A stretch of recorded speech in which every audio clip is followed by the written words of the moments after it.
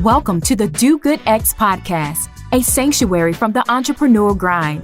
Hosts Kimberly Danielle and Stephen Lewis, advocates for impactful entrepreneurship, guide you on the path where purpose meets business. Join us to slow down, reconnect, and explore the challenges of under-resourced entrepreneurs, uncovering the unique journey of building businesses that make a difference. Now, your host. Welcome to the Do Good X podcast. My name is Kimberly Danielle, and I am a community builder, a coach, and communication strategist who comes from generations of faith-driven leaders and entrepreneurs who believe that our purpose should drive us to contribute to the common good. And as always, I am here with my co-host, Stephen. Hey, Stephen. Hey, Kimberly, it's good to be with you. As you know, I'm a catalyst for positive change in communities and businesses, and for over 2 decades. I've inspired leaders and entrepreneurs to live and work on purpose with intention, faith, and a commitment to the well-being.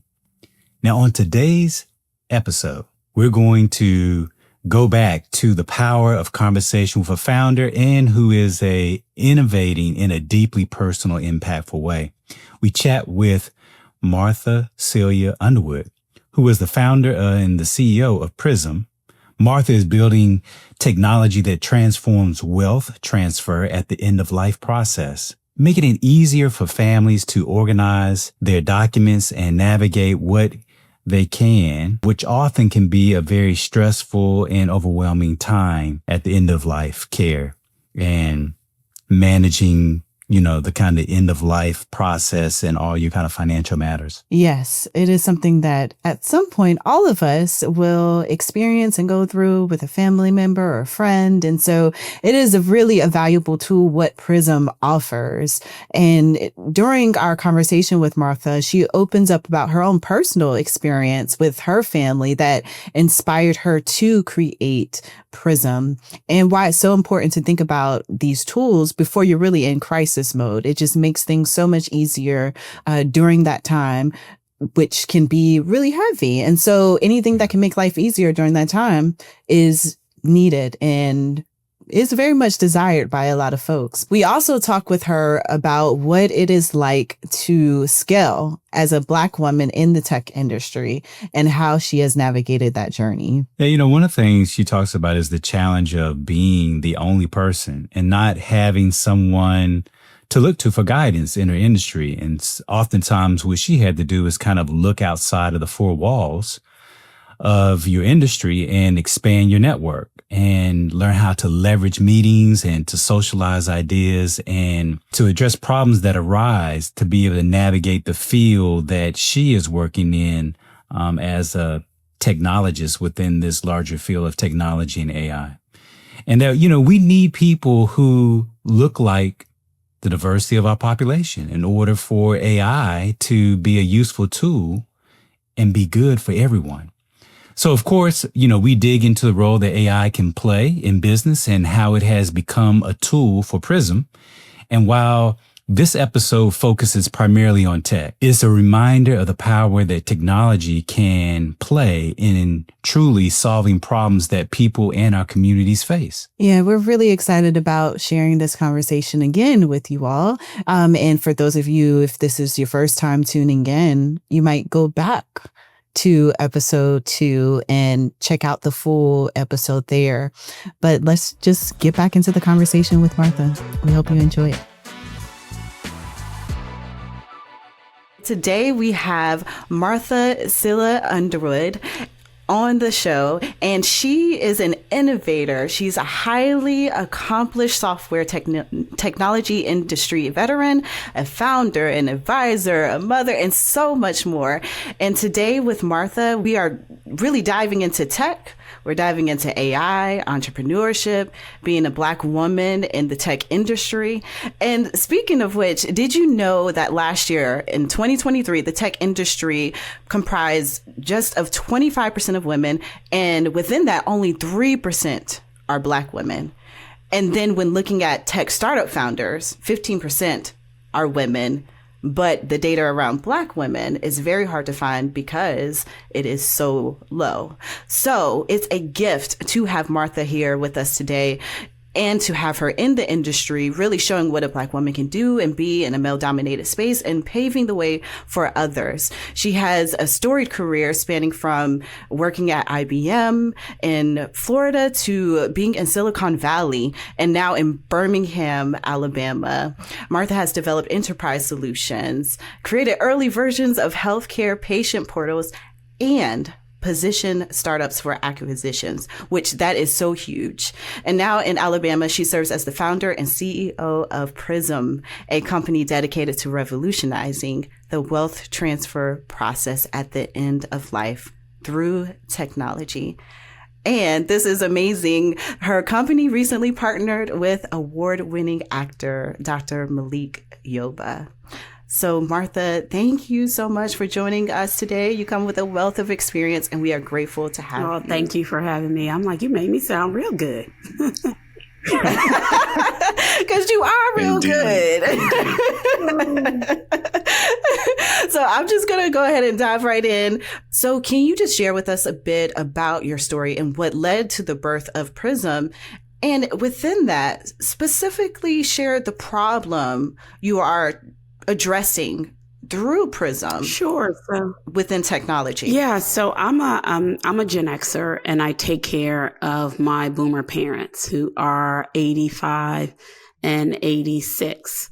And they live 700 miles from me. They live in Miami, Florida, where I was raised. And I'm in Birmingham, Alabama. And in 2017, Hurricane Irma hit Miami, and we were blessed that nothing happened to my family home, but my dad went over to the neighbor to help them out because a huge tree had fallen onto their roof. And my dad is, the consummate Caribbean man who thinks he can still do everything. And he was about in his late 70s at the time. He gets on the roof with his chainsaw and he tries to cut the tree off, and he slips and he falls and he goes unconscious. And my mom is frantic. She doesn't know what to do because my mom goes everywhere with him. So she was with him at the neighbor's house, and she calls me, 700 miles away. And there, with families, there's always someone that gets called, and I'm that person, myself and my older sister. And I felt helpless, but I really couldn't express that because she was already in a state of shock, right? Finally get him to the hospital. She hands the doctors, the phone to me, and they're asking me questions, but I can't really answer because I don't know, for one, and two, some of the things they really couldn't get into because I didn't have consent, right? I didn't have the proper paperwork. Even though my mom was there, she was just too distraught to be able to answer questions. And so it dawned on me because one of the questions they asked was like, does he have, his will? Like end of life stuff, like if something happens, because at the time we didn't know if he had internal bleeding. We didn't know what was happening. And, we were blessed that he ended up just having cracked ribs and he is fine today. But during a span of 8 hours, it was kind of touch and go. Like, what's happening here?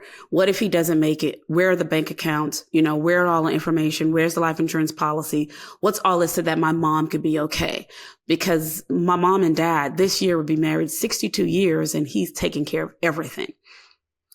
She doesn't know where anything is. So asking her for that in the midst of her being distraught, even if she knew where something was, she wouldn't be able to tell us. She wouldn't be able to handle the administrative aspects of that.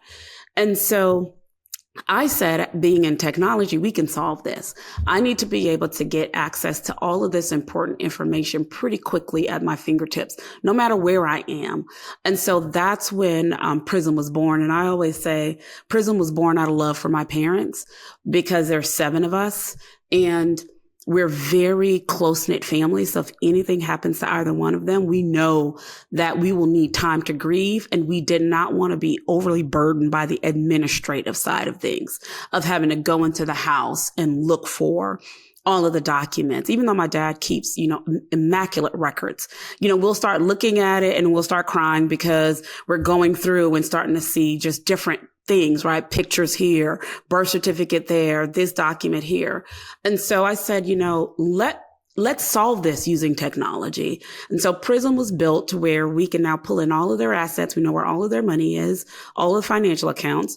We know where all of their important documents are marriage certificates, deeds, car registrations, life insurance policy, living will, all of those things.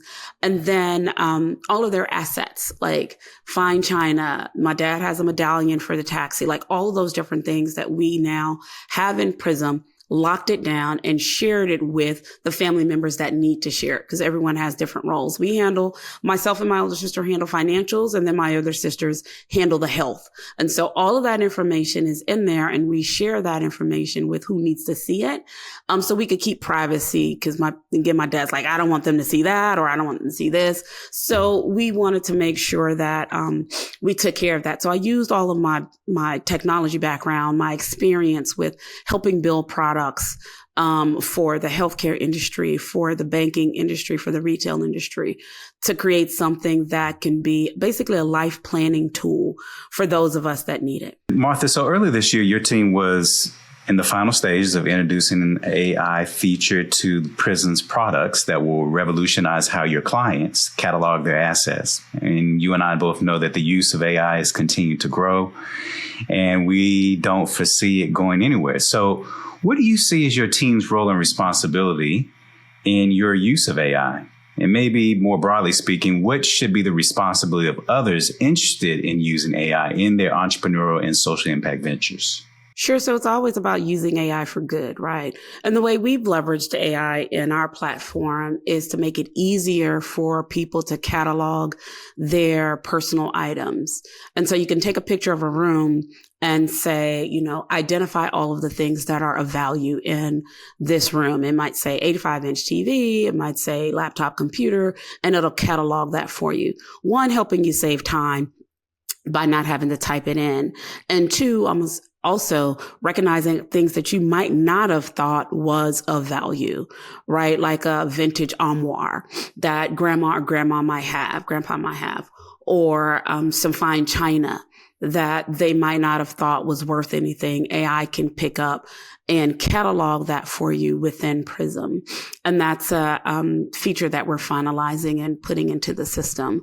And also being able to take pictures of documents and put that information in there as well, to just make it as seamless and easy for you as possible. Because again, older generation, they aren't as technically savvy as the younger generation is. They're digital natives. It takes some time for the older generation to be able to work through the technology to catalog their information. So we wanted to make it as easy as taking a picture, because they could take pictures of their grandkids. They can do that. And so if you could take a picture, then you can catalog this information into Prism. And the larger responsibility that we have, one is a couple of things. I would say as Black and Brown entrepreneurs is to use it. Make sure that we are using AI in training the models with our culture, with what we like and some of the things that we're building, so that it can learn and not be biased, right? Because it's all about who uses it. I talk about training and learning how to be a prompt engineer and prompting properly. There's a lot to be said about that, because we need more people that look like us inputting into the different models, because every day there is another AI product that hits the market, right? And I have seen some great uses of AI. I think there is a company called Track AI for disabilities, where it can track eye movement for children and help identify if there's going to be any issues, or they might have a propensity to become blind, like those things, right? There's also cancer screenings where they can detect cancer earlier. All of these things are how AI can actually be used for good. And we want to continue to be participants in that, to make sure that we are designing products and leveraging AI for good. What barriers have you seen entrepreneurs in general, Black women in particular, face in their ability to scale and position their business well for acquisition? I'd say the main thing is the networking and the access to the business and the contracts. What I've seen from of our counterparts is that they would refer them and say, hey, you got this platform. I know this executive at this company that I'm going to connect you to, because I know that they're looking for enterprise level software. and they walk you in the door, right? And you don't have just one of that. You have 5 of that or 10 of that, right? And so that is critical to scaling, because typically the other thing that I've seen is they would want to put Black women founders in a program or in an accelerator or in a workshop and maybe give them a grant, a $5,000 or a $10,000 grant. That might help them with their business. But what's really helpful is a signed contract, which helps them then deliver the product, right? Because the thing is, get the contracts to us and then let us either succeed or fail. We're not saying that if the product doesn't do what it says it does, that you need to keep it. Go ahead and cancel the contract. But I bet you will find that the product does exactly what it says it does, and it will probably exceed your expectations. And I think that that's one of the biggest hurdles and the differentiators between some Black founders and them scaling and our counterparts, because they're networking, they're referring business, and they're walking contracts in the door for them. And we're not necessarily getting that. And so it's harder for us from a sales perspective to get to the closed deal. And our sales cycles are longer because we're hurdling biases. We're hurdling, the doubt. Is this really built like it needs to be built? Did they pass compliance? Do they have the security in check? All of those things that our counterparts may have to deal with, but not as deeply as we do. And so that's the differentiator where it comes to scaling, because for scale, they're looking, when you talk about acquisition, they're looking at revenue that you bring in. How many contracts? What's your annual recurring revenue? What's your monthly recurring revenue? And contracts get you that. Grants don't. And that's the biggest differentiator that I would see, when you talk about that. It's access to the deals is really what it comes down to. So what's the best advice that you received on your entrepreneurial journey? Just keep going. It's hard, but just keep going. And you would think that advice is really simple, but there are a lot of times where you're like, this is hard, right? And there are those days. I go back to that, just keep going, because then the next day something else happens, something good happens. And you're like, see, if I would have stopped, I wouldn't have taken that next step. Right. And so that's actually one of the best advice that I got is just keep going. Complete this sentence. Because of my entrepreneurial endeavors, communities will be or more able to do what? Communities will be able to benefit from the lifelong hard work of their family members, their grandmothers, their grandpas, their mothers, their fathers, because they would have planned to transfer the wealth to the next generation that can be recycled into the community for good. Talk about a generational, legacy. Talk about legacy, generational impact, all of that.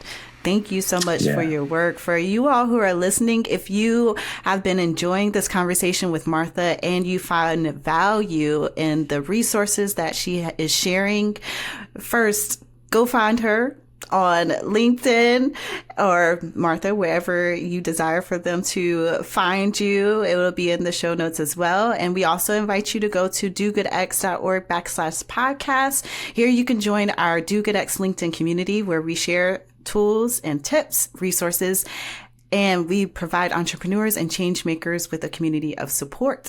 And Martha is also a part of the community, so you can ask her questions if you join. We hope to see you there. Martha, thank you so much for taking the opportunity to join us today. We look forward to journeying with you, and we hope you join us next time.